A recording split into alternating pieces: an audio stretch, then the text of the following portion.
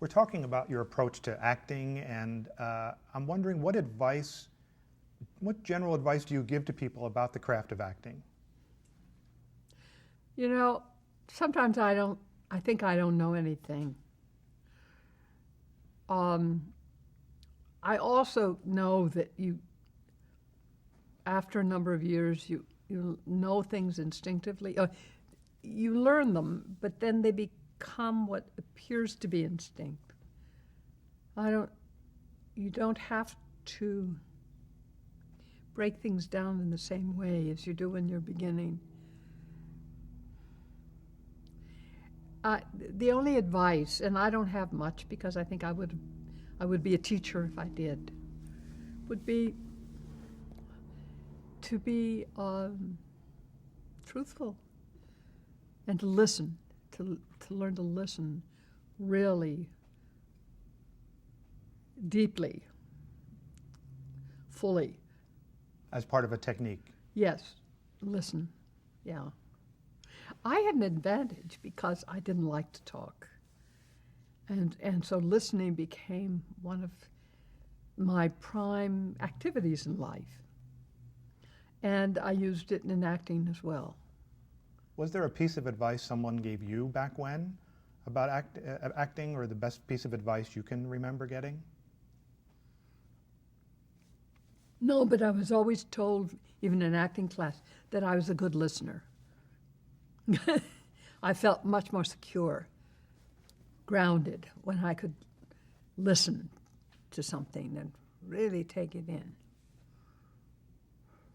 You have written a very rich and comprehensive memoir, a book of your life. What made you decide to do that now? Because my life had, to me, many secrets, and it was wearing, and took a lot of energy, caused a lot of fear to hold on to all those secrets. And there were some things in my life that were extremely painful living it, and whenever I would try to talk about them to somebody who was very close to me, I was aware that I felt those things too deeply, that they were still too painful to me, and it wouldn't go away. And now that I've written about some of those things, if I reread them, at first I was still involved emotionally, but now I have gotten to the point of being able to pull back and understand it and see it without it crushing me again. And that's a wonderful release. And it's also allowed me to communicate fully for the first time. Is that all tied in with the title of the book? Yes, definitely. The title is? Learning to Live Out Loud. Yeah. Mm-hmm. And you feel you have been? You've learned how to live out loud as yes, a result? Yes, I'm not, 100%, but it's good enough. Has there been a reaction to the book one way or another? Well, I'm very touched because I'm getting fan mail for my book. It's otherworldly. I wrote this myself. For good or bad, I didn't want anybody else doing it. And I'm very touched that other people are moved by it and find things in it that they can identify with. And, we all think that we're different from everybody else. It turns out we're not, no. Are you getting fan mail from different kinds of people? Male, female, young, old? Yes, definitely. And some women that I casually have known or met, a few years back, I've heard through another friend that they read the book, and that's an extraordinary experience, that somebody you hardly know is examining your life.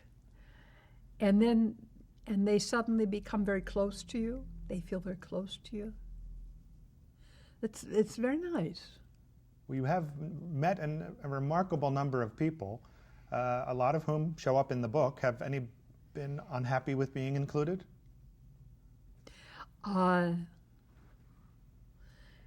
If they are, I haven't heard about it. Even my ex-husband said, who hasn't finished reading it. I think he's probably timid about it. But he has begun it and thought it was wonderful. With the book behind you, what is it you're working on now? Do you have projects that are coming out in the new year? Well, I've been traveling a lot for my book. And, you know, I tend not to look too far ahead. I focus on what's in front of me, like you. And there is a film waiting to be released, isn't there? well, there are a few I made that have never been released. One I would really like someday, but it's probably too late. Things, you know, get ripped off. You think you do something original, and then somebody steals it, and by the time, within a few years, it's no longer fresh. There are one or two, though, I think, that are scheduled for release in the new year that I guess are in the can. Could be. You know more about it than I do. I'm sure you get asked a lot, but I've read that, you know, one of your favorite projects, if not the favorite, was The Ninth Day. Tell us why you think that might be your favorite and whether you have others. Oh, it was a wonderful part, and I love the story. It was, and the cast was fabulous. I played a teenager together with John Carr. We lived on a mountaintop with, I think, 8 or 9 parents. We were the sole survivors of a nuclear bomb. And my character and the young boy have come of age, and they want us to mate to carry on the human race. And there was a lot of comedy in it, and also serious things. And John and I had a long scene. I think it ran a half hour. And it was delightful to play, and I think we were really good in it. And that was my first experience working with John Frankenheimer. Mary Astor was one of my parents. And so it was much the character as it was the actual production that makes it your favorite.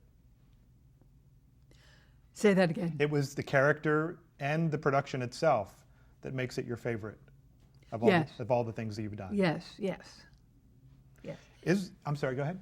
No, I just remember feeling very free doing it. I think my first scene, the camera, and you know, in those days, those live television cameras, they were, if it were close up, the camera was like this, it almost touched your face. It required a lot of concentration and focus to remove that from your mind's eye or your sensibility. And I had to be eating an apple, chewing on an apple in that first shot. And I just chomped into it with great delight and freedom. If you have something called your proudest achievement, what would that be? Being a good mother. How would you like to be remembered?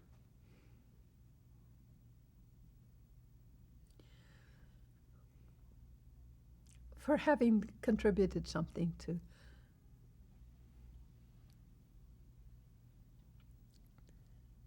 that just contributed something to during my time here. Okay. Thank you. Thank you.